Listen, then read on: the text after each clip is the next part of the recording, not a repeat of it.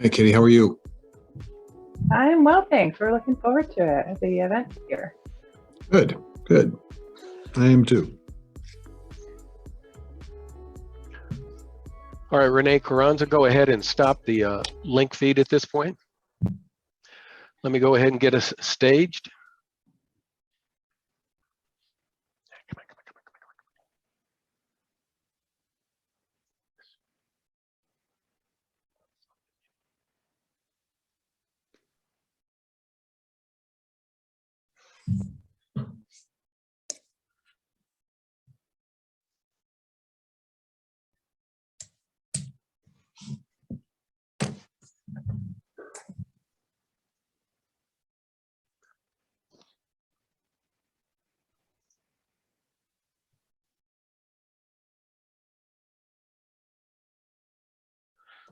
All right, Katie, you ready to go? Absolutely. All right, I'm going to count down from 5, Katie. 5, 4, 3. Good afternoon and good morning to everyone east of us. Welcome to our Forest Service Wildland Fire Dialogue with Secretary of Agriculture, Tom Vilsack, and Chief Vicki Christensen. My name is Katie O'Connor, and I'm the Director of Communication here at the Forest Service, and I'll be the moderator for today's call. Secretary Vilsack and Chief Christensen are here today to engage in a meaningful dialogue with all of you, our Forest Service colleagues, and our focus is on the wildland fire community. We will start out with some brief remarks from each of them, and then we have some of your colleagues ready to share about their experiences as members of the wildland fire community and to bring forward questions and comments that are most pressing to them and to us in our wildland fire environment today. So Secretary Vilsack will listen and respond. We have 5 to 10 people and we'll go through as many folks as we have time to do. We are planned to be here for an hour. This meeting will be recorded and shared afterwards via Inside the Forest Service. And this meeting is intended for Forest Service employees. So if you're not an employee, I do ask that you please disconnect from the meeting. With that, I will turn it over to Forest Service Chief Vicki Christensen. Chief? Thanks so much, Katie, and hello and welcome everyone. You know, it's just a great opportunity to connect with all of you for this Wildland Fire employee dialogue with our very own Secretary of Agriculture, Secretary Vilsack. And folks, I am just really proud and humbled to be a part of your wildland fire community. And I'm also very appreciative of the incredible work that you all do, especially in such challenging times. And you know, there are many topics on your mind, on our minds, that we just want to put out there. We want to have just a good dialogue with all of you. We know competitive pay is an issue, firefighter job series, the condition of your quarters, and of course, our concern about employee well-being and mental health in our ever increasing demands that you all face. And so this is a unique opportunity to talk through those issues with your colleagues and with the Secretary. And I want you to encourage you to keep sharing your feedback as we together will collectively continue to work on these issues. There's so much opportunity. You all have such amazing stories that we're just really excited to hear your journey in the wildland fire profession and being a part of USDA Forest Service. You know, last year, folks, our wildland fire system, you know, was changing almost literally before our very eyes, creating a wildland fire environment that is so increasingly complex. And we know this both certainly from our experience. When I started as a wildland firefighter 41 years ago, it's nothing like it is today. And also our data that our incredible scientists provide.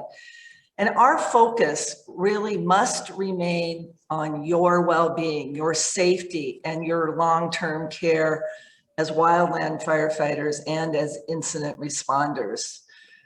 because safety is also about providing an inclusive work environment where everyone is respected and valued for their work. Safety also means giving employees all the tools and the training they need to make informed risk management decisions in the wildland fire environment. Safety in every sense, physical, social, and psychological, is a priority for USDA and the Forest Service. Because we want a wildland fire community where people from every background can contribute to the goals of effective wildland fire mitigation and response. And you represent our nation's best in working together for the common good and for treating everyone with dignity and respect. And together we will create a safer, more ethical, more equitable, and more inclusive culture that preserves the faith and the trust of the American people in public service. Again, a core value of safety and service in the Forest Service. So it's my great honor to introduce our Secretary Vilsack, to the best wildland firefighters in the nation. Mr. Secretary. Chief, thank you very, very much. And thanks to everybody who has joined us today. I want to thank the chief for her incredible career of service to the Forest Service and to the country.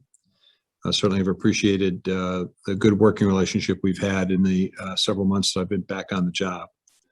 I want to take this opportunity also to echo the comments of the chief in appreciation for the extraordinary work that you all have done who are part of the wildland fire community.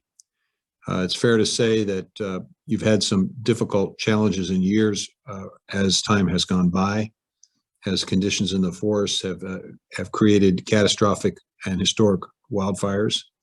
But I think it's fair to say that 2020 was a year that we'll never forget in terms of the challenges that you all had to meet. Not only did you have to confront historic fires in many parts of the country, but you also had to deal with COVID and the requirements that were instituted and implemented in order to maintain safety during the fire season and fire year.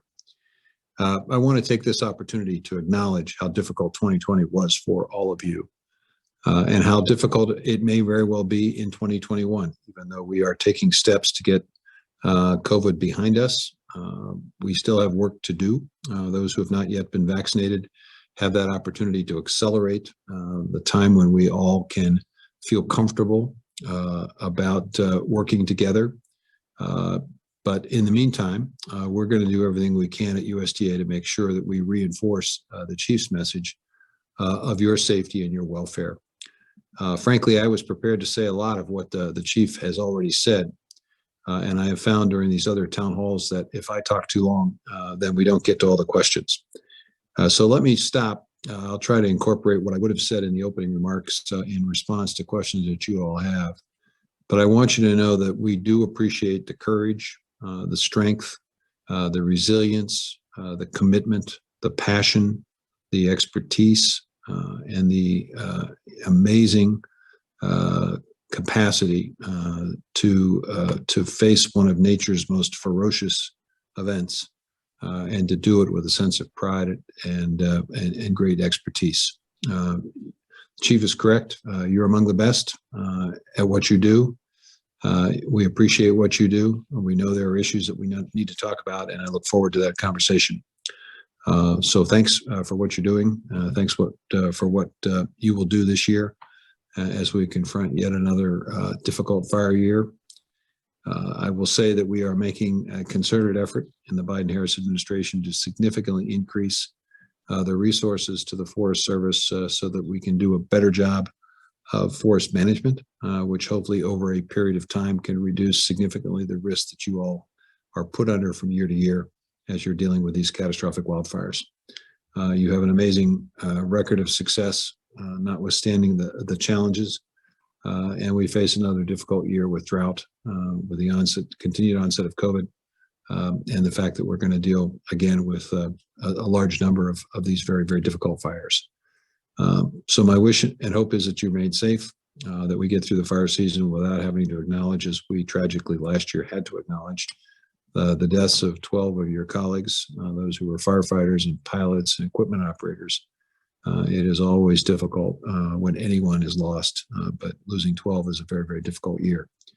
So with that, let me stop and just see if I can be as responsive as I can to as many questions as you all have. And I'm anxious to see as well some of the experiences that you will share with me today. Great. Thank you, Mr. Secretary, and thank you, Chief. I am getting a little bit of real-time communication. Maybe some folks are having trouble logging in, so I'll just reiterate, we are recording. We will share this afterwards, and hopefully the issue resolves there with folks getting into Zoom. And I see the numbers keep going up, so that's great.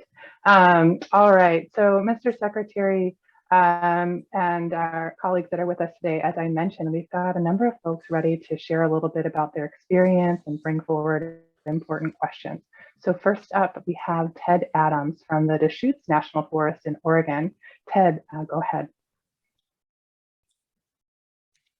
Well, good day, Mr. Secretary, esteemed guests, and my Forest Service brothers and sisters. I'm still humbled and in awe that I was given this opportunity, as I'm just one member of this community. But here I am, just little old me. So I started in Wildland Fire during my college years as a summer job. To me, it was just a way to supplement the kitchen cabinets with a little bit more than top ramen. After 2 summers, I decided I really liked the work. I changed my majors to environmental science and fire ecology, and here I am 15 years later. During that time, I've worked for the Department of Interior and the Department of Agriculture in 5 different states. I've pursued further education in wildfire and fields management, and I was even able to moonlight with the Rocky Mountain Research Station during the winter months. Currently, I supervise a wildland fire module in Bend, Oregon, meaning that on any given day, I'm a leader and administrator. I provide tech support. I'm a hiring expert. I'm a personal trainer, mentor, developer, counselor, conflict resolver, and at the end of 4 to 6 months, hopefully still a friend to my 9 employees. On my module, we like to think critically about wildfire. We work to collect information on the fire environment and relay that to land and fire managers to aid their decision-making. We then implement the operational plans that are given to us by those decision makers. We're firefighters when we have to be, but we're firelighters when and where it's appropriate. I'm passionate about seeing good fire on the landscape, but I know there are many situations when fire suppression is the right thing to do. I've worked alongside some amazing human beings in all of the Western states and some of the Southern states to both encourage and suppress wildfires. While working on and around this nation's public lands, I've formed some of the strongest and most meaningful relationships in my life. It's those friendships that have meant the most to me over my last 15 years in fire. One of the big reasons I'm still in this line of work is the ability to face these daily struggles and challenges within a supportive community. This community of fire professionals has molded me into the man you see through the screen today. They've helped me through my lows, they've helped me to reach my highs, and they're the ones who inspire me to improve myself every single day. Your employees, Mr. Secretary, are the ones who care for the land and serve the people. They're the ones who have kept me here. They're the ones who have been working tirelessly to find a solution to the wicked problem that is fire. But they're also the people who, one by one, are leaving this agency for what I truly hope are greener pastures for them. While I know there are many, many reasons for the departure of my counterparts, I will say that in the last year, I have had more discussions about wildland fire pay and classification than in any other year in my career. I know it's been a subject of discussion for many years in Washington. So, Mr. Secretary, if you wouldn't mind sharing, I'm curious to know what progress is being made to address this concern for the folks that I work with every day. Ted, thanks very much for the question.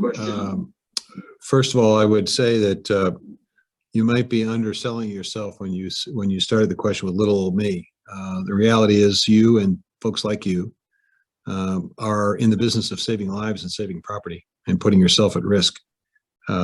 That's pretty significant in my book. Secondly, I think you made reference to employees who work for the Forest Service as my employees. Actually, I don't think that way. I was a mayor many years ago, and during this snowstorm, our maintenance guy came in, and I advised him that there was a woman on the cul-de-sac that hadn't had her snow removed, and I asked him to get it done because she'd been waiting a couple of days. As he walked out, he said, "Well, whatever you say, you're the boss." I brought him back into my office. I said, "Roger, I'm not the boss. The people that we serve are the bosses. And you all have, and we all have, a tremendous number of bosses whose lives and property are at stake and at risk every single day. And so we have a responsibility to work collaboratively together. I see this as a partnership, and I hope you do as well." You ask about a variety of issues relative to our ability to recruit and retain folks. It is clearly a complicated topic, and the reason it's complicated is because there are so many players who are involved in this. First of all, you have differences and distinctions between different departments within the federal government. The Department of Interior has firefighters, we have firefighters. And right now, there exists an inconsistency in wages and in various levels and titles that are not necessarily coordinated. In addition, there are also firefighters at the state and local level, and their pay scales and their capacity to advance different than ours. So it is a complicated issue when you talk about wages or series or retirement time. What I can tell you is this: the White House has given us specific instructions to work very closely to take a look at our workforce challenges, recognizing that so many of them in the workforce, including those in the wildfire community, are getting close to or near retirement age. And the challenge will be for us to have a competitive workplace so that we're able to attract and retain the expertise that is required in this particular space. What I can commit to you is that we are A, aware of the issue, and B, committed to working with our sister agency at the Department of Interior and the Office of Personnel Management, which also has a stake in all of this, to see what we can do to address the disparities that currently exist within the federal government first and foremost, and then be able to look at disparities that might exist between the federal government and state and local firefighting units. I know that there are a number of states where the same job that we have in the federal government is compensated at a higher rate. There are obviously differences in compensation in part between states and the federal government because of the cost of living in particular locations and some of the challenges. But we owe it to all of you to have a consistent system, to have a system that makes sense, that we can justify and rationalize. And it's a system that frankly acknowledges the important work that you all do and acknowledges the fact that that we need to make sure that we are continually focused on retaining those who are experienced, such as yourself. So we are committed to this. I think the White House is expecting us to work specifically with unions to make sure that there is an open and important dialogue that takes place. We are starting our labor management forums back up. They've been on hiatus for a number of years. We're bringing them back starting June 1st. So these issues are top of mind, and I'm instructing our team to figure out a way in which we can coordinate and organize this. It's also a budget issue, obviously, and one that we need to take into consideration as we fashion budgets now and in the future. But we are committed to doing a better job of this than we have over the course of the last several years, that's for sure. All right. Thank you, Mr. Secretary. Thank you for that commitment. And Ted, thanks for sharing your experiences with us. Up next, we have Mike Scott from the Los Padres National Forest in California. Go ahead, Mike. Good afternoon and or morning for us West Coast folks, Secretary Vilsack, Chief Christensen, and the rest of the Forest Service community on the call. First and foremost, I would like to thank you for taking time and giving us this opportunity to have this important dialogue, sir, and for having the ongoing challenges we face day to day be heard and brought to light. It is much appreciated. not just by myself, but the entire Forest Service workforce.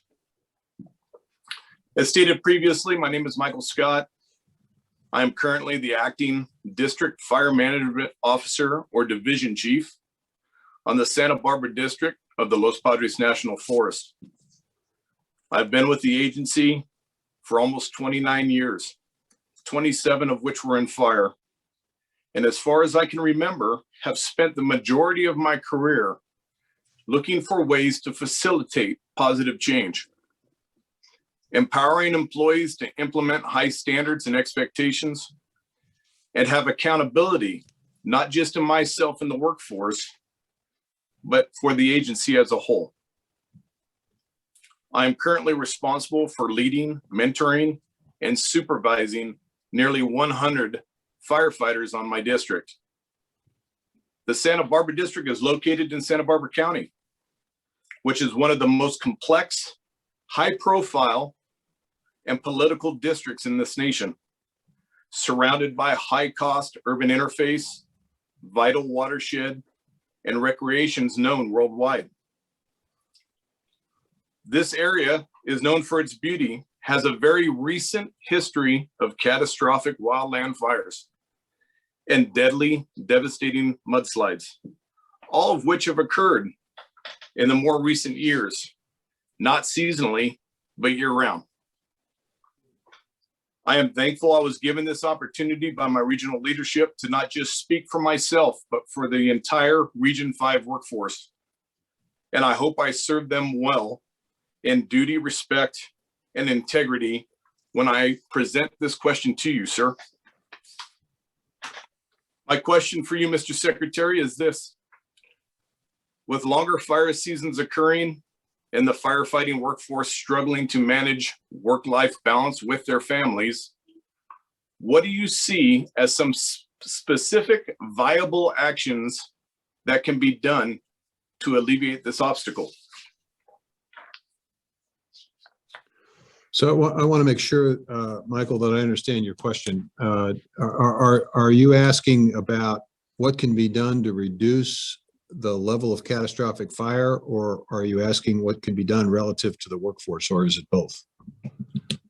No, I think I I'll make kind of sure know I the answer. Am I on? Okay. I think Yes, I think I know the answer to the wildland fire. It's more the work-life balance and how we can alleviate the amount of stress put on employees to manage that with their families. Okay, so if I don't answer this question correctly, you let me know, because I want to make sure I'm responsive to the question. Copy. You know, I think first and foremost, we have to reduce the risk of catastrophic wildfire, and the only way I know how to do that is by significantly increasing the level of management on our forests where we know risk is greatest and highest. And I think it's fair to say, depending upon who you talk to within the Forest Service, they will tell you that we need to increase our management activities threefold, fourfold, to be able to get ahead of, over a period of years, the risk of catastrophic wildfire that creates that life-work balance and risk and stress that your question alluded to. So it is about resources first and foremost. And I think it's incumbent upon any secretary, and certainly it's incumbent upon me now as secretary, to do what I can to encourage both the administration and Congress to recognize the challenge, to recognize the need for additional commitment of resources, and to actually get those resources so that we can significantly increase the management, proper management of forests. Good news is that we were able to do that this year with the budget submission to Congress. On behalf of the Forest Service, we saw a significant increase in the level of resources available for management and for firefighting, which should allow us more money and more resources at the end of the day to do a better job of forest management and reforestation. That needs to continue, not for a year, but it needs to be a decade-long commitment, and we probably need significantly more resources than even have been requested in this budget. Secondly, I think we need to make sure that we follow the science to the extent that we can learn more about the risks, more about what can eliminate or mitigate the risk in the face of climate. We should be investing in that science and taking full advantage of what we learn from that science. And that's one of the reasons why we've got climate hubs. It's one of the reasons why we are asking them to assess the impact of climate change on forests and what can be done to mitigate and to adapt to that changing climate. Third, I think it's also about utilizing technology appropriately in a way that ultimately reduces the risk to individual firefighters and those engaged and involved in wildland fire efforts. And I think we're going to see over time significant utilization of pilotless vehicles for drones, for example, that will provide us information concerning the fire that currently today we get by virtue of people being at risk. Perhaps over time we will see planes that are able to operate without pilot, therefore not putting individuals at risk as we try to put fires out. So I think it's a combination of all those, and hopefully that's a response to your question. If it's not, let me know and I'll take another stab at it. I think I'm not muted. I'm just making sure.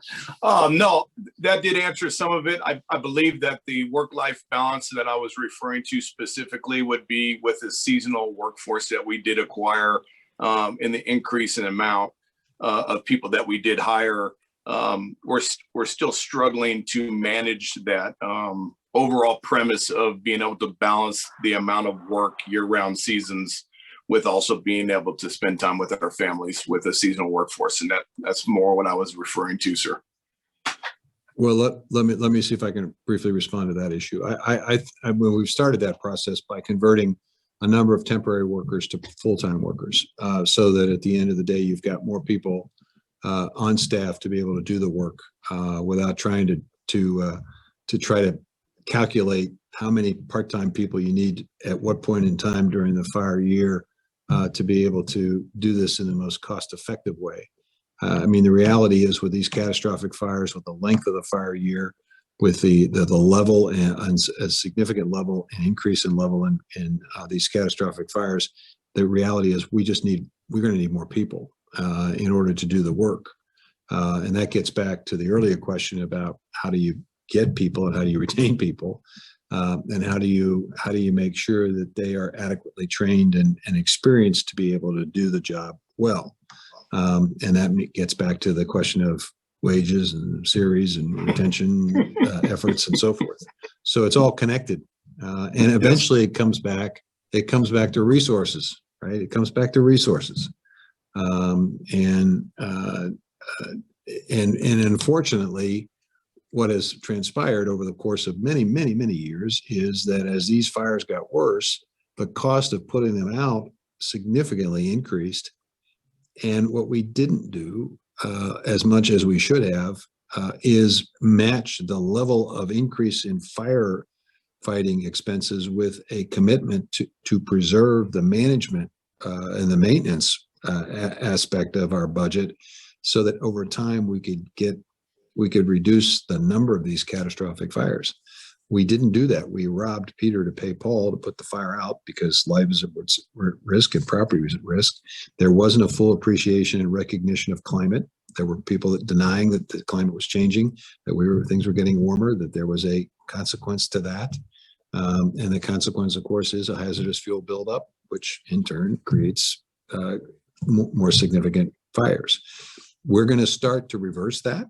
I think now people are taking climate seriously. I think we are going to begin to see resources directed in this way. The question is whether or not we can do it in a sustained way so that we have the personnel and the financial resources to eventually over time get in a much better place. But it's going to take us a while to get to that place. Thank you, sir. Thank you, Mrs. Secretary. This is a really important topic. I'm going to invite the chief in and see if she has anything that she would like to add. And I think our next person is going to keep us going in this vein. This is an important one. Chief, anything to add? Yeah, just a little bit. See, you know, folks, what great command our secretary has of these issues and how committed he is to help us get to where we need to be. Mike, thank you for, you know, the care of your employees for the here and now. We know with COVID, everything the secretary said, with COVID last year, a historical fire year, and just the buildup, that it's the sustained length of the fire year that is really having an impact. You know, we can't stay on the marathon every day. So we're just trying to name that as a wildland fire community, that we can't be on all the time. And the secretary's point, when we have seasonal workforce that's trying to make a living in a seasonal job, they don't have a lot of options. So to expand the workforce to more permanent and some near-term resources that we're developing, the Wildland Firefighter Preparedness Guide for firefighters and their families, and a companion, how we reset, how we think about we're in this for the long haul. It's to create the dialogues of expectations, and it's okay to say, I need a break. We've got to have the replacements, the refreshed replacements in the wing. So I just really want to acknowledge the need to address this issue, the secretary's and this administration's willingness to really put emphasis on it. And we need to stay in dialogue because we need to know what you need as well. Just thank you so much.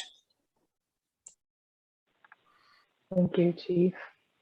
Okay, next up we have Ms. Melissa Baumann, President of the Forest Service Council of the National Federation of Federal Employees. Melissa. Okay, thank you. And welcome to all the members of the Wildland Fire community who are here today. As Katie mentioned, I'm the President of the Forest Service Council, and I'm very happy to hear the Secretary say earlier that latent entrant forums will be starting up soon. In my role, I know that our members across the agency have been struggling for years with high workloads due to understaffing and long-term vacant positions. The situation is complex, yet as the Secretary mentioned, it plays an underlying role in the fire and fuel situation in which we find ourselves today. The staffing crisis has really hit the fire organization hard within the last couple of years. And as we enter the 2021 fire season, our members are very concerned. In California, we are hearing that we may expect up to 70%, or only about 70% of the hotshot crews to be fully staffed, while engines are likely to go unstaffed and unused. Our workers in fire want to know what proactive steps are being taken to remedy this crisis, particularly for this coming year, and the related overwork, loss of work-life balance, and the impacts to the safety and health of our employees in fire. Thank you.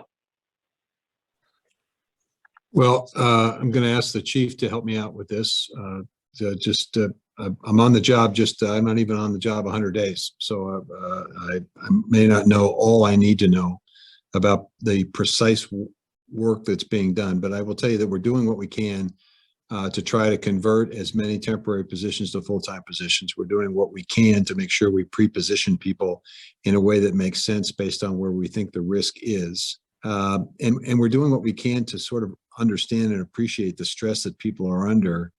I may get into this later in the Q&A, but I think that the Forest Service is really beginning to understand and appreciate how much work needs to be done to provide the level of service and counseling and assistance for those who are dealing with the stress of the job. We're going to do everything we can to make sure that we have the resources in place and to have the resources available so that we don't overtax folks. We're going to obviously work collaboratively with our partners at DOI, with our partners within the tribe and state community to maximize and leverage resources. We're going to try to figure out the best use of our technology and our equipment to minimize risk.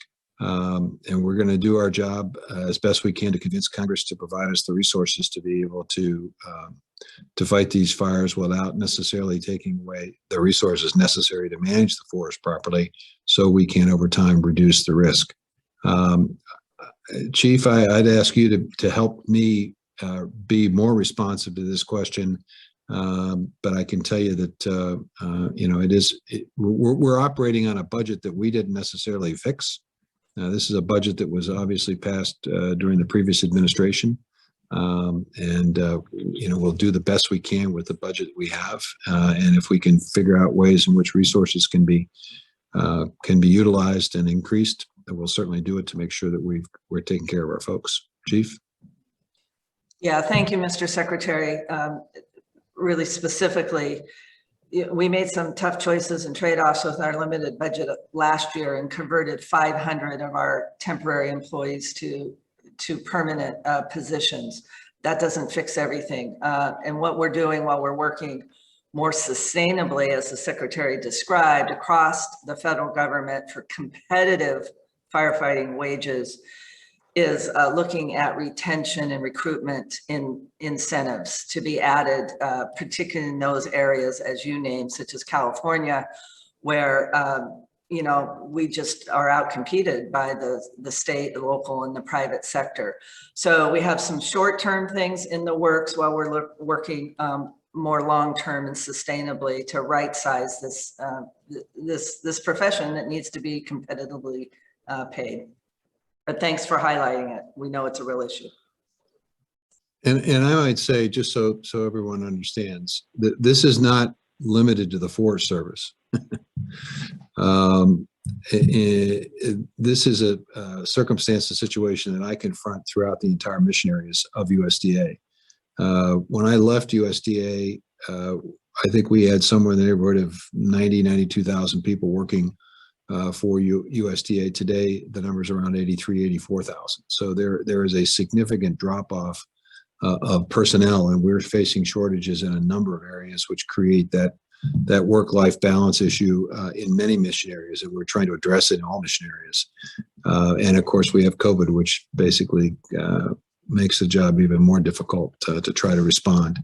But we're going to do our best. But I can tell you that we are very, very much aware of this and very much focused on trying to fill vacancies as quickly as possible.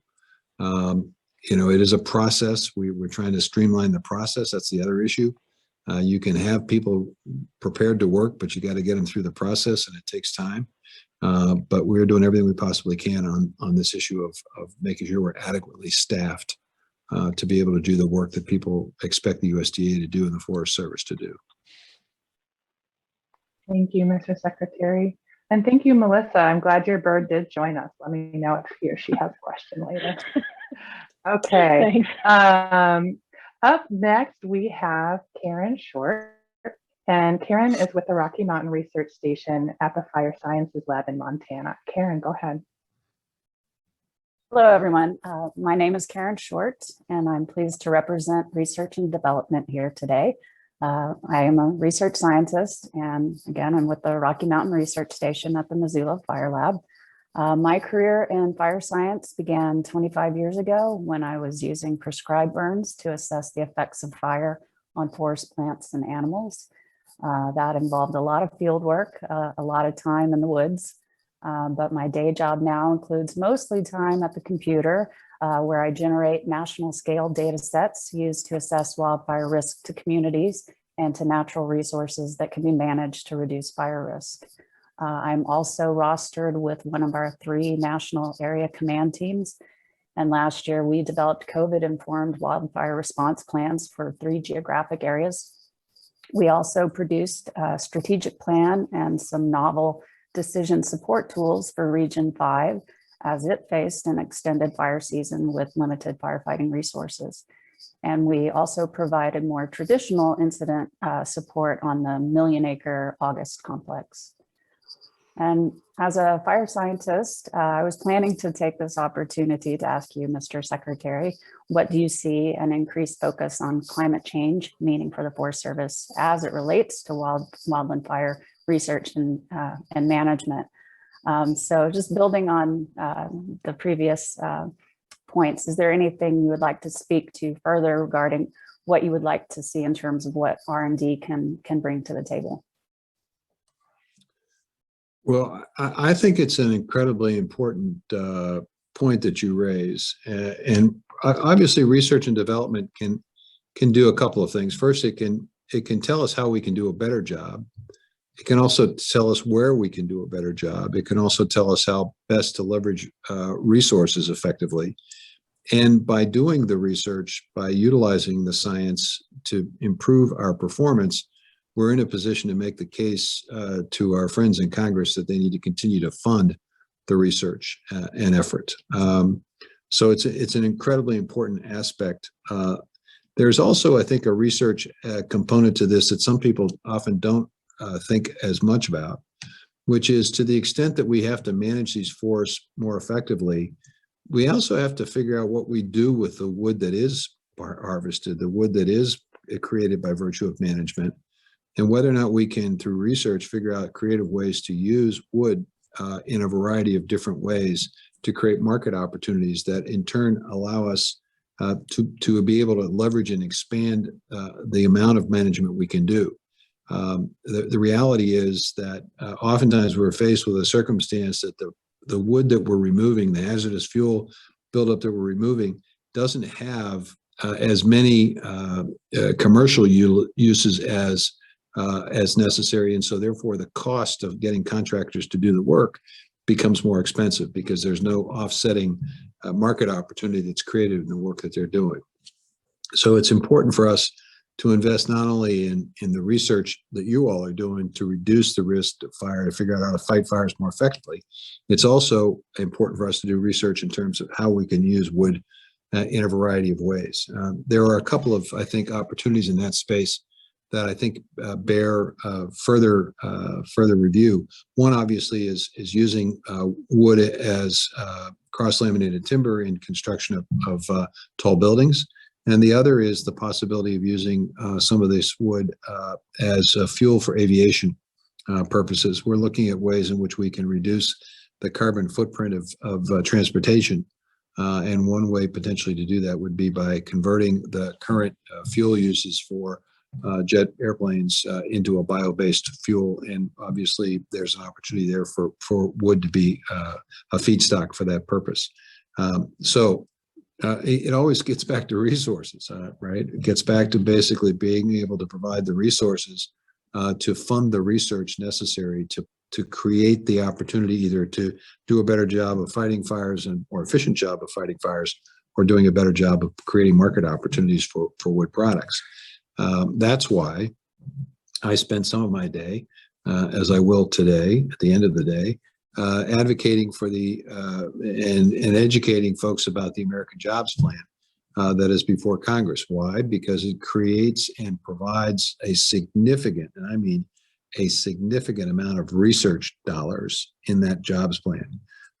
People often think of infrastructure. We have this debate. Is infrastructure just roads and bridges and gray concrete structures? Or is it the 21st century infrastructure? You mentioned the change in your work over the course of your career. You now deal with data. Well, that's infrastructure, right? I mean, that is a significant amount of infrastructure. And that data is based on the collection of information, on the ability to process it properly, to analyze it properly. That is, in essence, the infrastructure necessary to make good decisions. And we're going to see more and more reliance on data as time goes on. And so it's going to become necessary for us to invest in that infrastructure, which is why the jobs plan provides, I may be wrong about this number, but it's in the neighborhood of $150 billion of additional research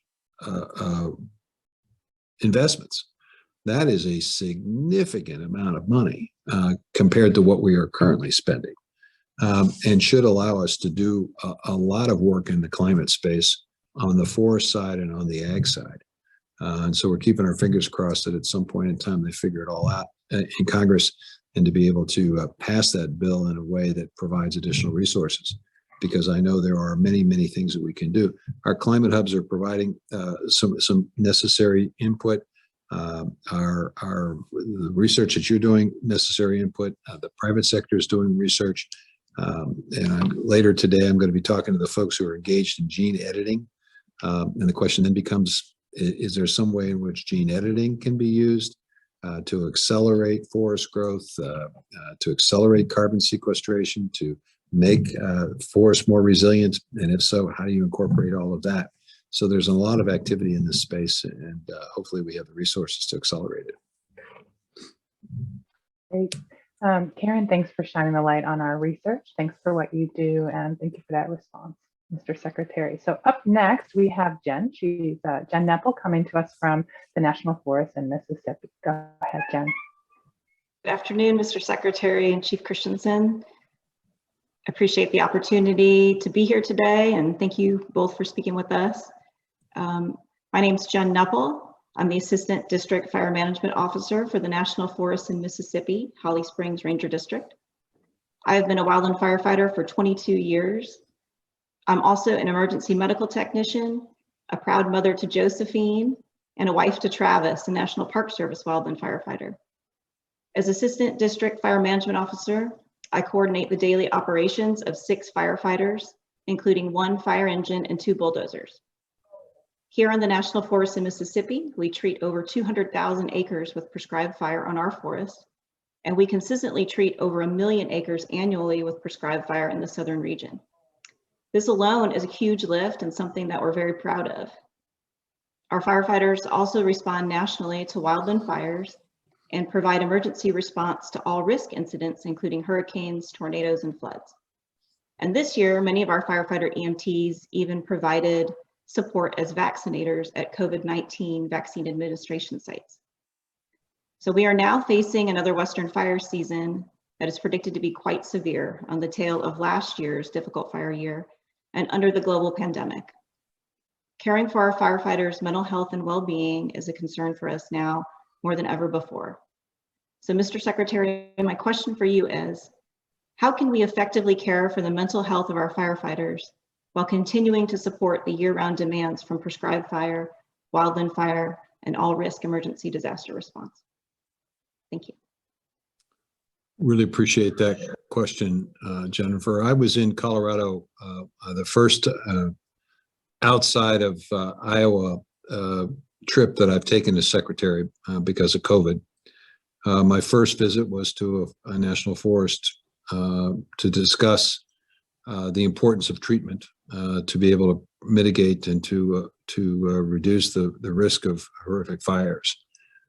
Set of questions during the course of that meeting. Expected people to talk to me about prescribed burns and other steps that they've been taking or should take, and the effectiveness of that in terms of responding to an historic fire that they'd experienced.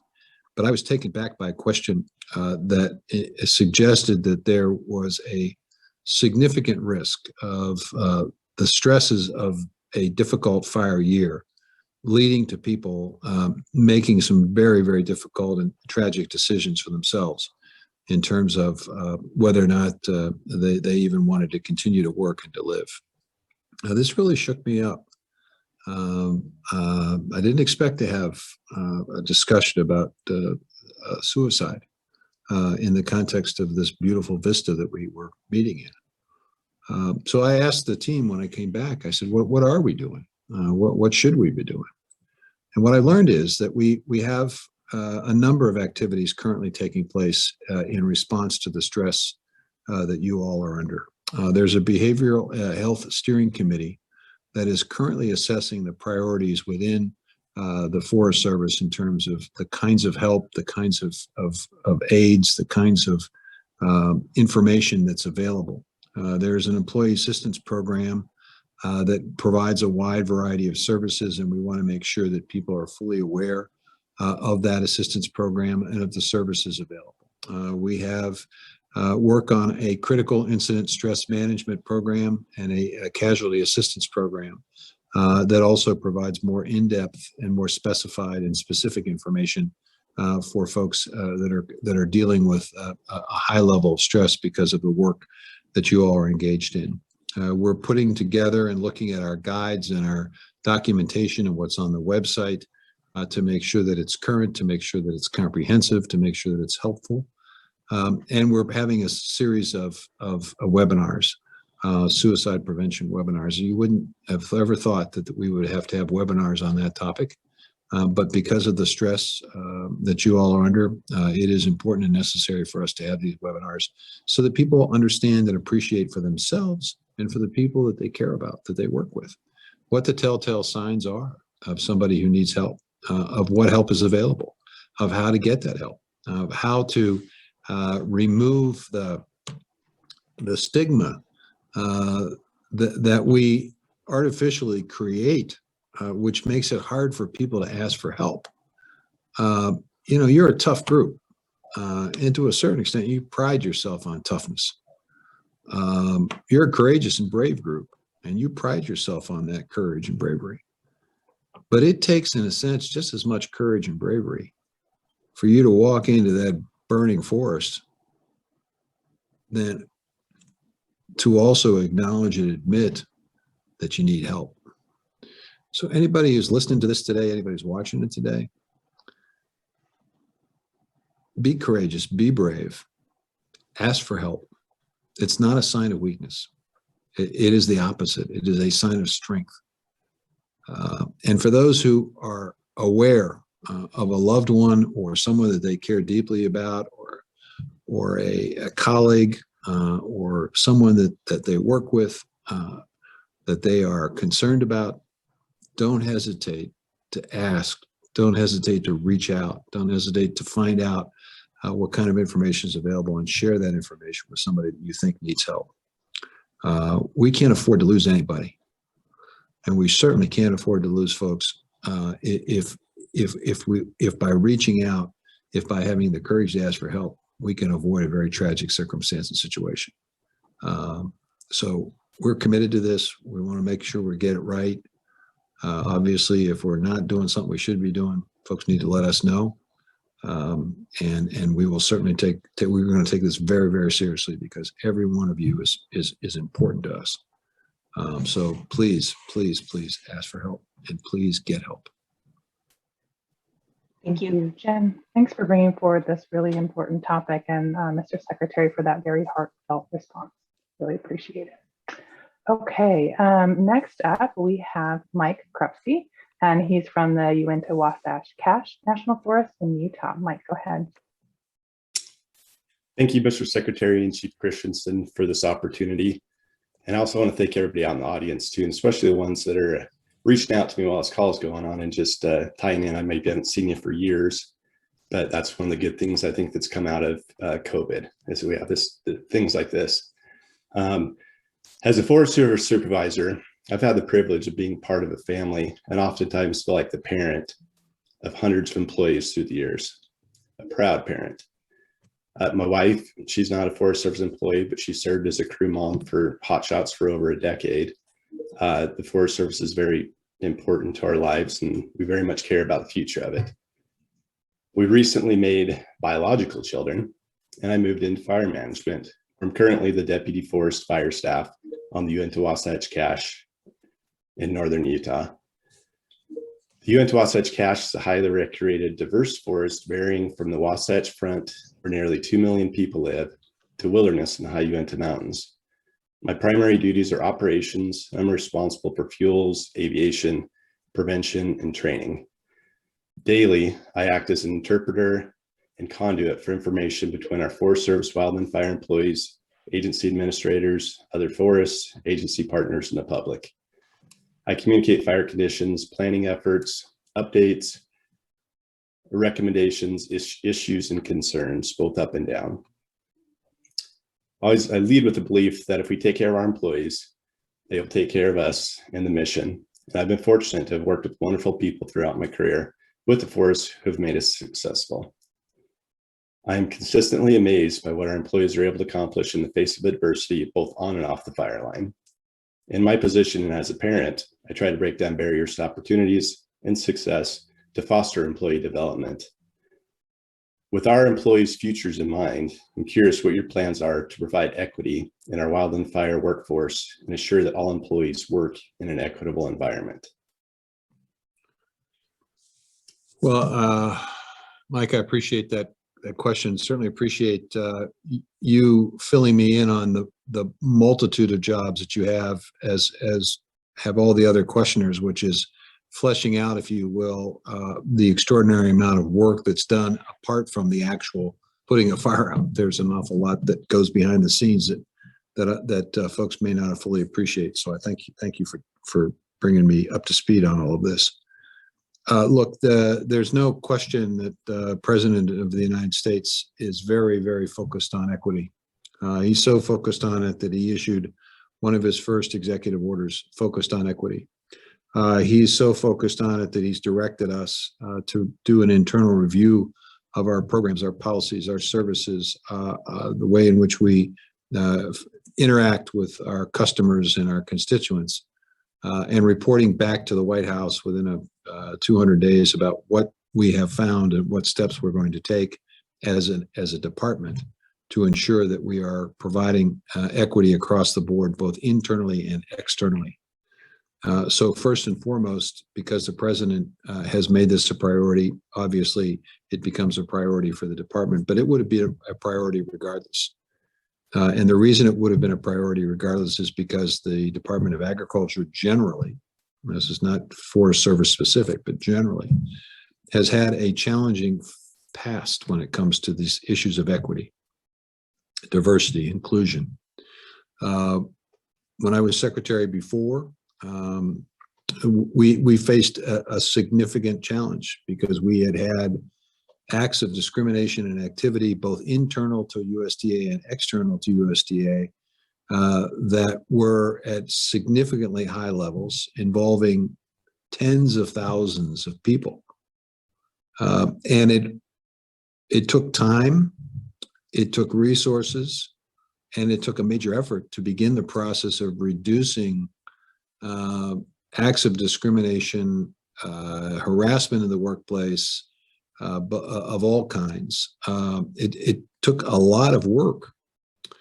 And the good news is that we saw progress, and the good news is that we continue to see progress in lower numbers of program complaints and lower numbers of EEOC complaints. But the reality is that we still have work to do. Until those numbers are zero, until we don't have any program complaints, we don't have any EEOC complaints, we still have work to do. And the reality also is that our workforce must become more diverse, just because of sheer numbers. Over time, the United States is changing, and it's likely in the lifetime of most of the people on this call. I'd like to hope it's in my lifetime, but I'm not so sure about that. But in the lifetime of the folks on this on this Zoom call, you're going to see that we won't have a majority population in this country, which means that black and brown, white, whatever color you want, we're all going to be working together, and we're all going to be working for a nation that is diverse. And we need to make sure we look like and understand that nation. So first and foremost, it involves making sure that as we hire, as we look for candidates for new opportunities, we cast a wide enough net to be able to make sure that our workforce is as diverse as the population we serve. And the reality of our workforce is that in some areas, we are really good at that. In some areas, we're not very good at it. We're really good, for example, in areas around the central office in Washington, D.C. We have a high percentage of minorities working in that office in the Witten building and the South building, a high percentage.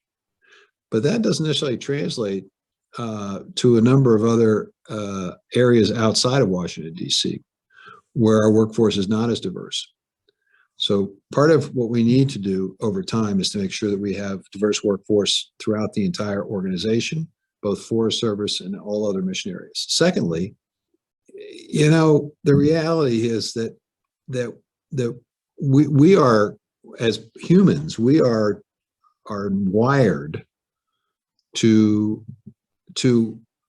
make decisions quickly in order to preserve ourselves and to protect ourselves. This is sort of the way we've evolved. Our brains make quick decisions, and the way they make quick decisions is that they basically create a process by which we lump things together, and we lump things that we are most connected to, that we've had most experience we lump those together and we become sensitive to those groups that look like us and talk like us and act like us. And we gravitate to them because we know that we're more secure, if you will, in that environment. That's what our brain's telling us. That means that when we face something that's different, that looks different, that talks differently, our brain sends a message.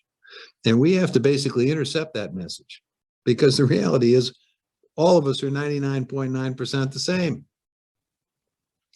And the 1/10 of 1% of us that's different makes for a very creative problem-solving community if we embrace it, if we understand it, if we appreciate it, if we are able to listen, to learn, to be able to adjust.